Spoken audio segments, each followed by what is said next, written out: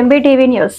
పూలే అంబేద్కర్ యువజన సంఘం ఆధ్వర్యంలో తెలంగాణ సోషల్ స్టూడెంట్ అసోసియేషన్ సంయుక్తంగా నిర్వహించిన మహాత్మా జ్యోతిరావు పూలే 135వ వర్ధంతి సందర్భంగా భద్రాచలంలోని స్థానిక సరోజిని వృద్ధాశ్రమంలో వృద్ధులకు, వికలాంగులకు, వితంతువులకు రొట్టెలు, పళ్లు పంచిపెట్టడం జరిగింది.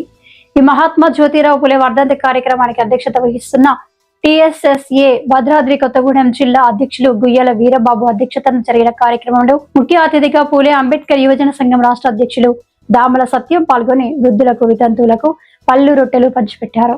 అనంతరం వారు మాట్లాడుతూ భారతదేశంలో అట్టడుగు బడుగు బలహీన వర్గాలకు స్వేచ్ఛ, సమానత్వం, నేల, నీరు, విద్య అనే ముఖ్యమైన అంశాలతో మహాత్మా జ్యోతిరావు పూలే తన ప్రయాణాన్ని కొనసాగించారని, సమాజంలో ప్రతి మానవుడికి నేల, నీరు, విద్య అనేది అందాలని తన భార్యకి చదువు నేర్పించి దేశంలోనే మొట్టమొదటి మహిళా ఉపాధ్యాయులను చేసిన ఘనత మహాత్మా జ్యోతిరావు పూలేదని వారు వ్యాఖ్యానించారు.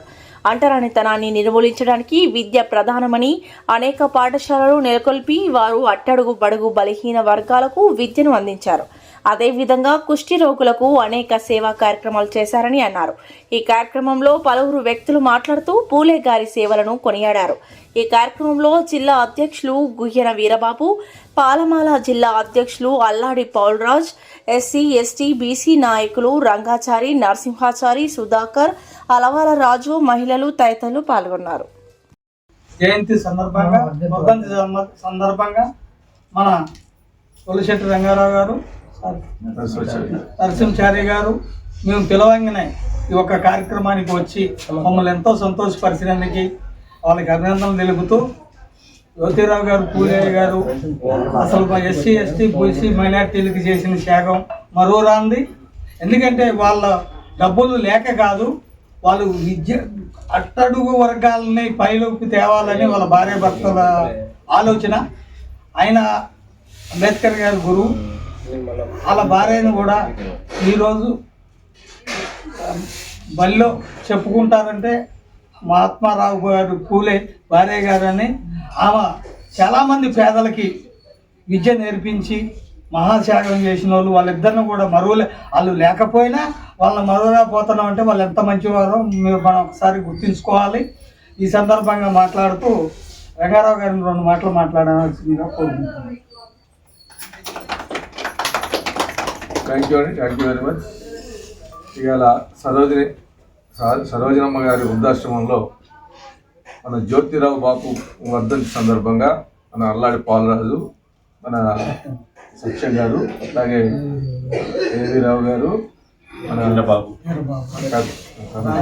అనవాళ్ళ రాజా, అట్లాగే వీరబాబు, అట్లాగే బీసీ ఐక్యవేదిక ఉపాధ్యక్షులు నరసింహాచారి గారు, అట్లాగే మా శివ, అట్లాగే మా చందు, ఇక్కడ ఉన్నటువంటి పెద్దమ్మలు, చిన్నమ్మలు, తాతయ్యలు అందరికీ కూడా హృదయపూర్వక శుభాకాంక్షలు తెలియజేస్తున్నాను. చాలా శుభదినం.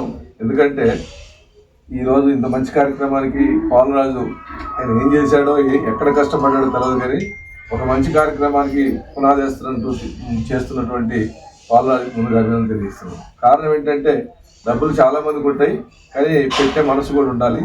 మరి పాల గురించి నాకు తెలుసు, ఎంత ఇబ్బంది పడ్డా మరి ఇలా జ్యోతిరావు బాపు పూలే గారిని వర్ధంతి చేసుకోవడం అంటే సామాన్య విషయం కాదు, చాలా మంచి పరిణామం.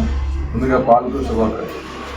పోతే జ్యోతిరావు బాపు పూలే ఆయన చేసిన సేవలు ఏంటంటే మానవత్వానికి నచ్చైనటువంటి ఎన్నో రకాల దుర్మార్గాలను ఆయన చూడలేక సొంత భార్యని సావిత్రిబాయి పూలే గారికి విద్య నేర్పించి ఆవిడని మొదటి లేడీ టీచర్గా అంటే పత్తులమ్మగా తీర్చిదిద్దారు ఫస్ట్ ఆయన. ఎందుకంటే అప్పటికే వితంతు వివాహాలు జరిగేటి కావు. అప్పుడు అగ్రకులాలలోనే వితంతువులకు ఒకసారి భర్త చనిపోతే మళ్ళీ పెళ్లి చేయడం తీయకుండా విధవరాలుగా ఉంచేవాళ్ళం ఆ రోజులలో. అటువంటి టైంలో ఏది తప్పో గ్రహించి, ఏముంది మనిషి జీవితం చాలా చిన్నది, 60 సంవత్సరాలు అంటే కళ్ళు మూసి తెలిసక్కలు అయిపోతుంది. మరి వాళ్ళు ఎవరైనా అనుకోకుండా ఆ రోజులలో భర్త చనిపోతే మళ్ళీ ఇక పెళ్లి చేసుకోవడం లేదు, మూలకు పడేసేసి ఇక వాళ్ళని విధవరాలుగా చిత్రీకరించి వాళ్ళు మానసికంగా ఎంతో కుంగిపోయేటటువంటి ఈ జన్మ ఎందుకు వచ్చిందిరా అనే పరిస్థితులు ఉండేవి ఆ రోజులలో.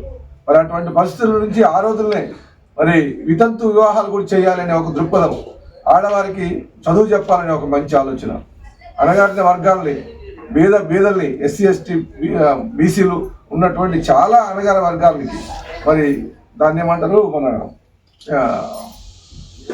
అంటరానితనాన్ని దూరం చేయడానికి ఆయన ఎన్నో కృషి చేశారు. మరి అటువంటి వ్యక్తి ఆయన అంబేద్కర్ గారు రాజ్యాంగ నిర్మాత. ఆయన కూడా ఈయనని ఆయన ఆశయాల్ని పుచ్చుకొని ఆయన కూడా ఎన్నో సేవా కార్యక్రమాలు చేస్తూ మరి డైరెక్ట్ అంబేద్కర్ గారే నా గురువు గారు జ్యోతిరావు పూలే అని చెప్పుకున్నటువంటి మహానుభావులు. అటువంటి వ్యక్తుల్ని ఈరోజు స్మరించుకుంటూ ఇలా వృద్ధాశ్రమంలో ఇంత మంచి కార్యక్రమాన్ని రూపొందించినందుకు మరొకసారి ఈ టీం అందరికీ అభినందనలు తెలియజేస్తూ థ్యాంక్ యూ వెరీ మచ్. జై భీమ్. ఈరోజు సరోజనమ్మ వృద్ధాశ్రమంలో ఈరోజు జ్యోతిరావు పూలే 135వ వర్ధంతి సందర్భంగా ఈ కార్యక్రమం చేపట్టడం జరిగింది. ఆల్రెడీ పెద్దలు మాట్లాడినట్టుగా జ్యోతిరావు పూలే గారు చేసిన కార్యక్రమాలు, ఆ టైంలో వారు తీసుకున్న నిర్ణయాలు కానీ ఆ రోజున్న పరిస్థితిలో ఎన్నో సేవా కార్యక్రమాలు చేస్తూ ఈరోజు చదువే మెయిన్గా ఉన్నటువంటి రోజు కాబట్టి మనందరం కూడా మన పిల్లల్ని చదివించుకోవాలి గొప్పగా. వాళ్ళు కూడా వారి యొక్క ఆశలు వారి యొక్క నిమిత్త ప్రకారంగా మనందరం ముందుకెళ్ళాలని. జై భీమ్.